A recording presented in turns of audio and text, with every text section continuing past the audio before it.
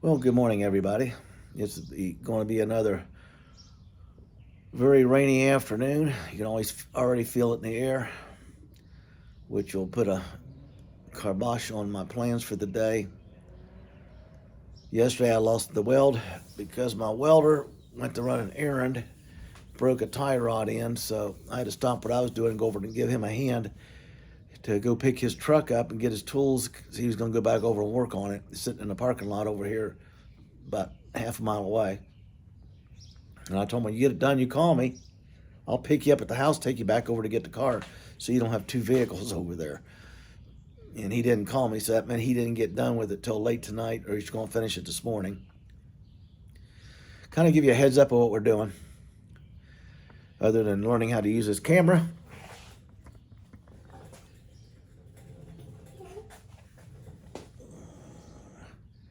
There's the LS in a nice MG maroon. Pulleys are going to go in black. I got a cleaning detail up here. Plus, I got a manifold issue I have to resolve because of the height. I think there's a shallower manifold that I can put on here, but it has to have a map sensor, and the ones I've been looking at doesn't have it. What the hell? I'll keep looking till I can find it. I've got a guy who built one of these, and he answers questions, and he invited me up, and a wife and I went up to the All British Car Show here in Columbus, Ohio, a couple weeks ago, and she had a ball. And there was 125 MGs there. After that, you had Morgans, Bentleys, anything that was built British was there.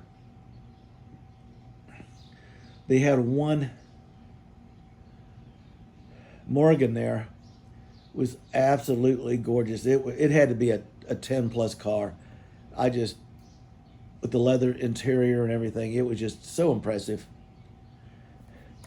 So here is the water pump. I got it ready.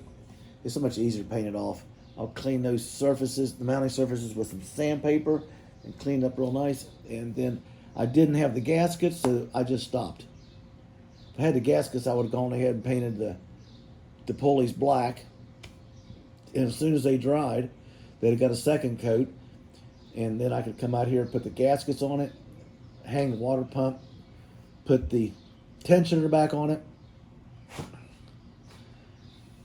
And that's about what's going to go on the front of the engine when it gets back in the car. I don't need anything else in the way. I don't need the alternator or anything. The alternator bracket's going to be remade. It's too long.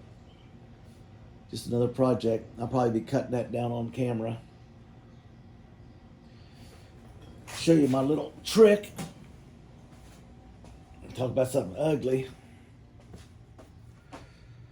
That's vinegar soaking the crud off of those bolts. That's the second time I've had to dump it out, rinse them off, and put some fresh vinegar in there. Today they'll come out, and later this afternoon I'll put them on a towel and spray them down with some brake cleaner, dry them off, and take them to the water wheel and make sure they're all cleaned up. If they're not, they'll go back in the vinegar. This paint is actually still tacky. This, I think, belongs on my truck. I'm not sure. I used it to protect the mounting surface for the filter. I got the earplugs in all the bolt holes that are important. They're all over. I gotta clean these surfaces and different things. I wasn't supposed to start on the engine until late next week or the week after, but I had the time, and one thing led to another, and I pulled the pan because it was showing some oil seepage, and I had another pan gasket here. So the next thing I got to do is get the torque wrench out and go through the torque pattern and touch the paint up if I mess it up. Got all new spark plugs coming, but I taped these off anyway. There's a bunch of stuff to be done to it on the stand here. Usually do this in the evening when I'm not filming or doing something else. I'll sit here and just tinker with the engine. I'm nowhere near putting it in, but it'd be kind of nice to have it spun up right, everything ready to go. So the only thing I got to do is sling it, take it off the stand, marry it to the transmission, and then put her into Brittany.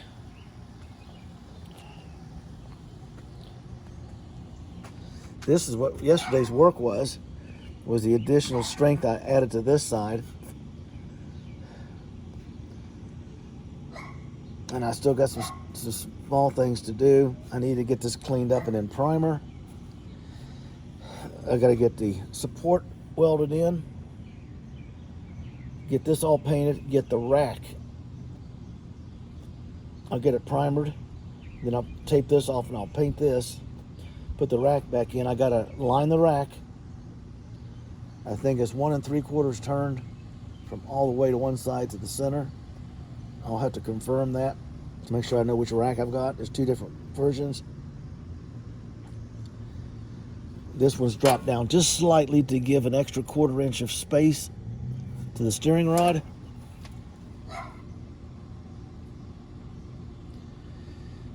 And then I've got some pockets back there that were made when I was doing the transmission tunnel widening.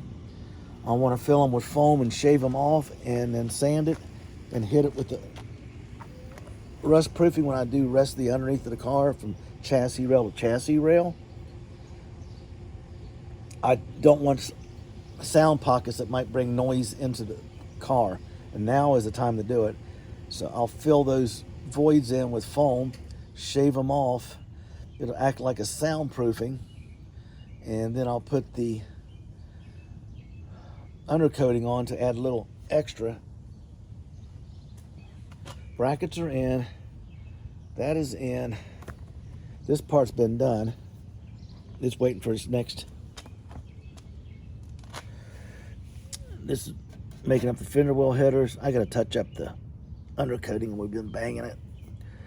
So once I get the rack in, this thing will be doing a normal swing. So I know exactly, with the tire on there, where to drop the exhaust.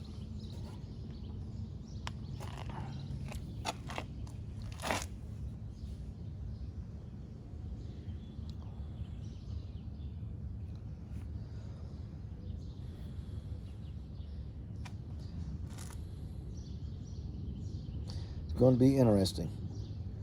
Once the tire's in and the header piece comes in here, I'll be able to see what's going on.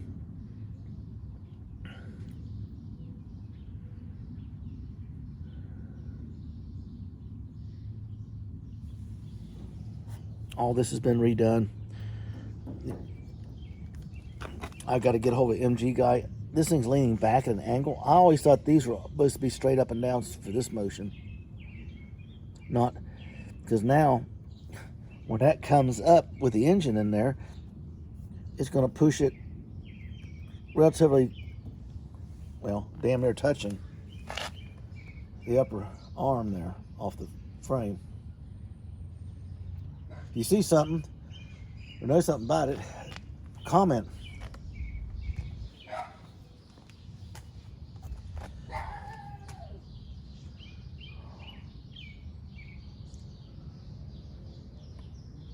This will slowly get dressed out. That's what I'm saying. Once I get the engine in, the transmission bolted up in, I'm going to be working on putting the fenders back on the car. The fender well headers will be on here, because I'll be working on, one time I got to pull the tires off. I got to put all new brake lines on. So I have to have all this done first. And then I'll run a new fuel line and run the new line back to the back of the car. A 5-in-1. It's one wire with 5 different wires inside it, which will be the left turn signal, the right turn signal, the brake lights, the backup lights, and a miscellaneous one for a trunk light or something back there. So I'm going to have to do a bunch of measuring, see how much wire I'm going to need. Get that pre-installed. A waterproof fuse block's going to go here. The computer, the ECM,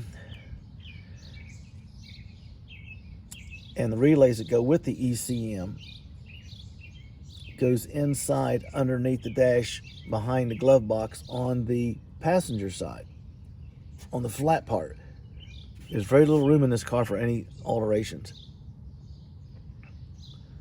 So you'll watch this come together real quick this coming week, barring these rainstorms we're going to be getting. And like I'm saying, I've been building components to get a few things done. I can come in there, primer it, seam seal it, paint the cross member, excuse me, install the rack and pinion for the last time, which will pin the wheels in their proper position, because they don't come that far around. They come to about there. Because the tire is out to here, and right back here is where the drop goes for the header and the exhaust. If it works the way I think it's going to work, it's going to come down, make an L, and go right underneath the chassis rail, straight back.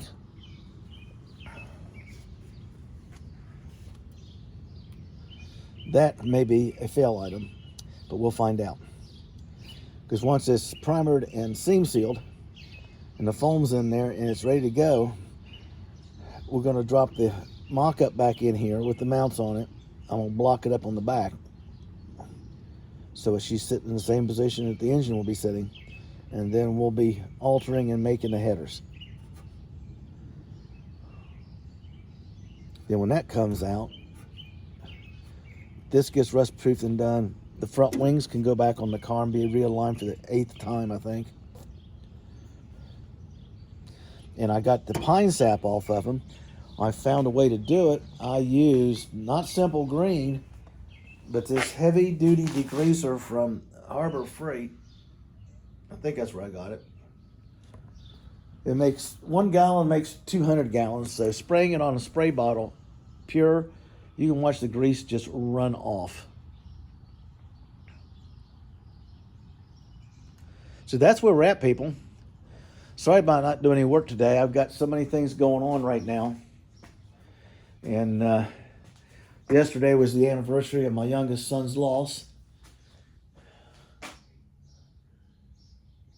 I put that there so I remember he's looking down at me. I was building him a drag car at the time that he was killed in his senior summer in a car train accident, going to a school function. That's all I'm basically legally allowed to say. Took 7 years out of my life for the fight. I didn't win the money. I won the truth. Made a real difference in my life.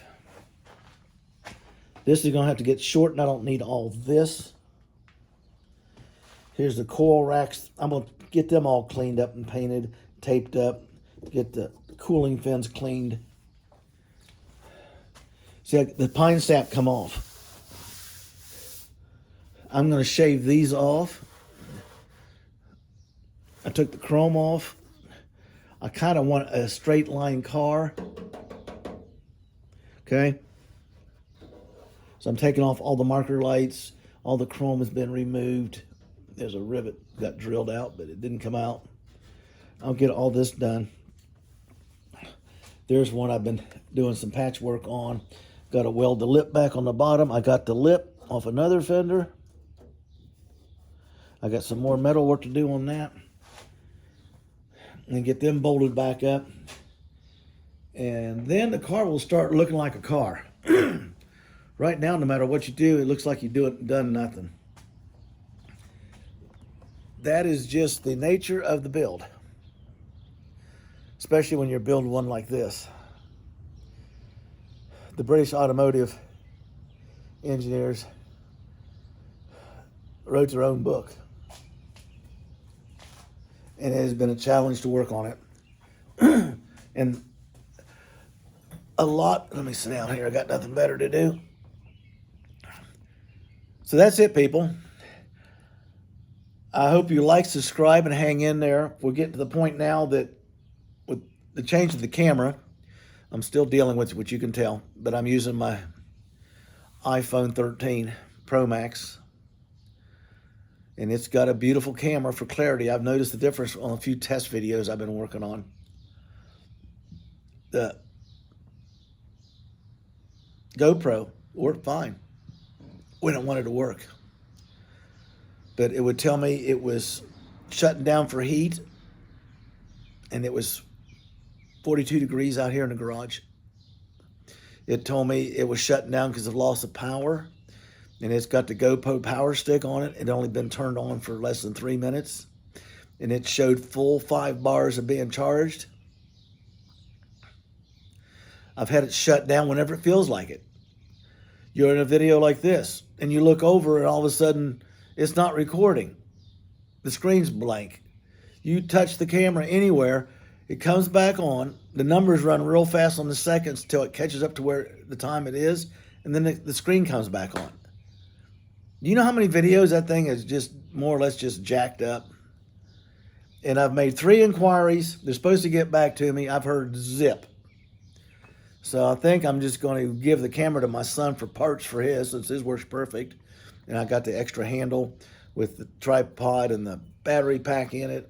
I got an extra battery or 2. When you spend all that time working on something and you're under a car talking, you come out to find out the damn thing is shut off. And then you sit there and touch it. And the seconds just run by real fast. Then all of a sudden it stops. The screen comes on, you're looking at yourself, and you just want to bounce it off the wall somewhere. She's trashed 13 videos, good videos, of stuff that's going on in the car. And I can't deal with it. I've got so much going on right now in this car. When I build like the way I do it, like I'm saying, I'm cleaning nuts and bolts. I am thinking about how to cut that bracket to keep the strength in the bracket for the alternator, but I lose the bottom half for the power steering unit. I had to change the gasket because it was seeping, change the oil pan. I had to get it cleaned up, fill the holes, paint everything, primer everything, paint it again, pull the water pump, clean it up. It's got to be painted off the car because of all the weird ass angles on the thing. And I got to paint the 2 pulleys black. When the gaskets get here, I can reassemble that. In the meantime, I have to get it's in a bag, in a Ziploc bag with its bolts, is the tensioner. I've got to get it cleaned up, painted, and ready to go back on. I've got the welding issues coming up, and I had to settle some stuff on that, because when he comes, he's ready to weld. He asks a few questions if he has to adjust something. Other than that, he just sets up, puts his jacket on, drops his mask down, goes under the car with his MIG, and only thing you see is light from where he's welding and smoke, and he doesn't come out till he's done. He said it'd take him a whole hour to finish. That's the extra supports I want on the passenger side, which is the right side on the U.S. car. People ask me to say that because if they're over across the pond, they're thinking the opposite. Because I got the new rails on this side. I got the whole new floor on this side welded in. He wants to do some more work on there. I got the transmission tunnel kicked over exactly 1 inch.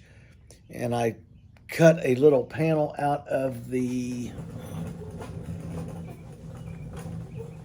What did I do with it? It had a little bulge. I don't know why, up near the pedal. I whacked it off and run straight sheet metal down. Now I've got like 4 inches between the throttle pedal for the first time without moving the pedal any and the transmission tunnel, which to me is adequate. I don't like the little tiny brake pedal. So I'm probably going to do something with that. We're kicking that around. The pedal box is in the back of the car. It's already been cleaned and painted and the clutch stuff removed from it. So it's ready to have a new switch put in it. The spring's put back on the pedal. I got to figure out what I'm going to do with the size of the brake pedal. I may just go to a junkyard and pop the rubber pad off one and take the arm off so I can bring it home, cut it off, and weld it onto mine, put the pad back on it, and have a larger width brake pedal, which would be nice. If not, you just have to get used to driving it with a little skinny pedal, which could be interesting at times. Never did like them. That's about where we're at. The highlight of my day yesterday was working on the engine late yesterday evening. Got her in a nice 2 coats of MG maroon. Like I'm saying, I gotta get that done, and I gotta deal with the issues on the top. I want to deal with the issues and get this ready to go. So when I'm ready there, it's not stop and work on the engine. It's just take this thing out and plug it in. The heater box has to go first. It's already done. It's ready to plug in. The rack's got to come in here shortly. It's laying on the bench. It's done. I mean, I got I'm going nine different times at once. It's just the nature of the beast. And then I got to put the oil dipstick back in. I've got so much stuff to do. I'm doing bits and pieces of it. It'll rain this afternoon, this evening, tonight. So I will probably come out here and do the black on these two. And I may go ahead and remove the alternator off that bracket and throw it up here on the workbench if I can get my tools off the workbench for the products I'm working on. Clean these nuts and bolts and stuff and get them out of there so I can bring in the alternator bracket and cut it down and get it ready to get painted and cleaned up, and just being able to install stuff. It don't go on the engine until after it's in. The water pump goes on now. It won't be in the way. And then we will make it happen.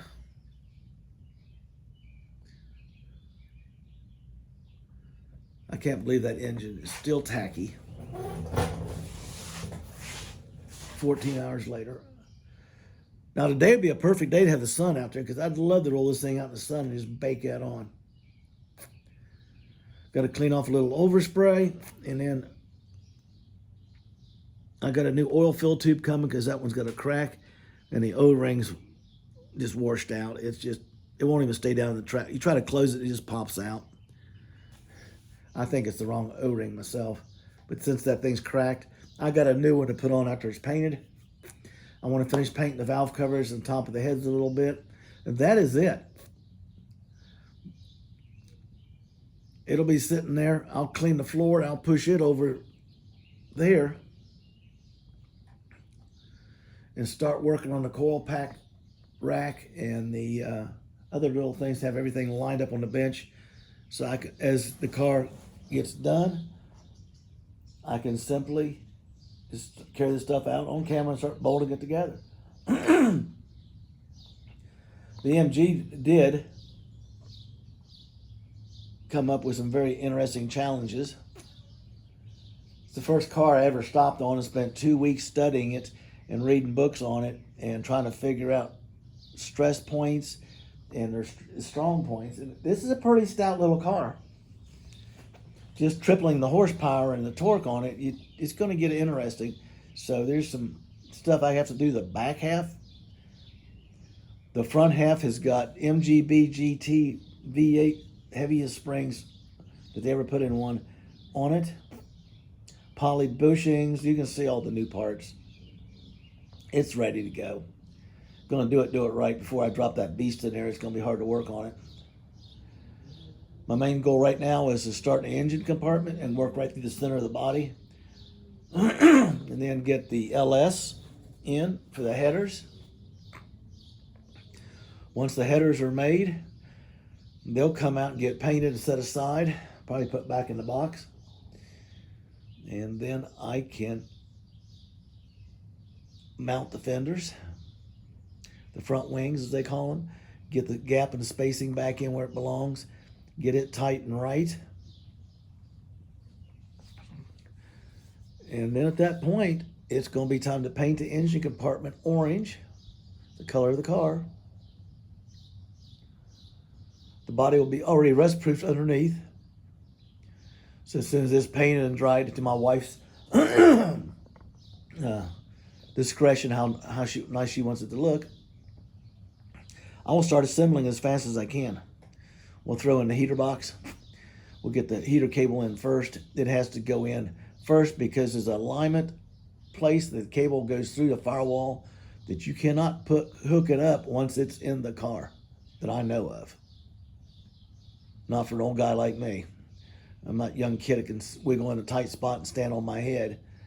I'll get that done.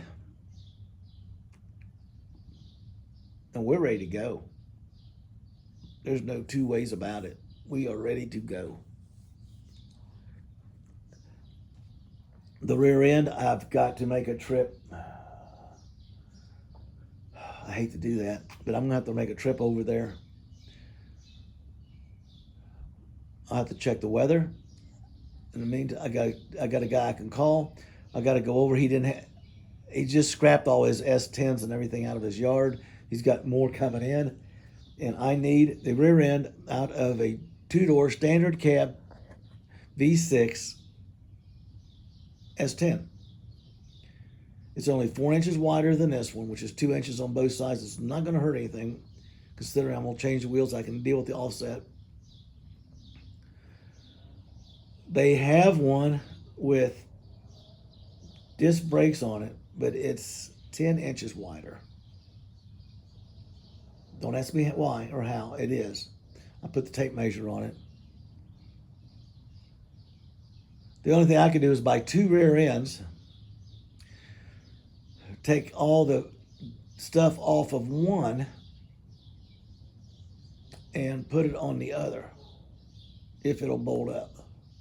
I don't have to cut tubes and all that stuff, which means I'm gonna have $350, $400 in a rear end. And that doesn't bite it on a budget build, just to have disc brakes. So since I'm going disc drum, I know I'm gonna be setting up the brake booster, the proportioning valve and everything for a master cylinder for a disc drum setup instead of a disc. If you're following along on that part of the build. Soon, all this stuff will be out of here and on the car and out of the way. And my temporary table back here will be folded up. It won't be required anymore. I'm gonna roll Britt back in here, set her up all the way around so I can walk around her, and start working on sanding it and the preliminary body work. At the same time, I'm going to gut the back half of the car. I'm going to pull all the suspension out from underneath it. The gas tank's in the wrong position. I'm going to have to center it for dual exhaust. It's just one thing right after another. I got to redesign it. I got to set up a Corvette style fuel filter regulator, pressure regulator, fuel pump, return line to the new tank, which they don't have a return line back in those days. Going to have to review the sending unit to make sure mine are going to work. Clean it and decide on the rear end mount for shocks and purchase and a panhard bar, and getting the sway bar back into position on the car. Just a whole lot of things going down, boomity, boomity, boom. So as we watch here, people, hang in there. It's going from informational and boring, which it is, to coming together right before your eyes. People, I want you to get your build on. Don't take somebody else's answer for no. Like, subscribe, and if you see something that'll help, let's hear about it. Have a blessed day.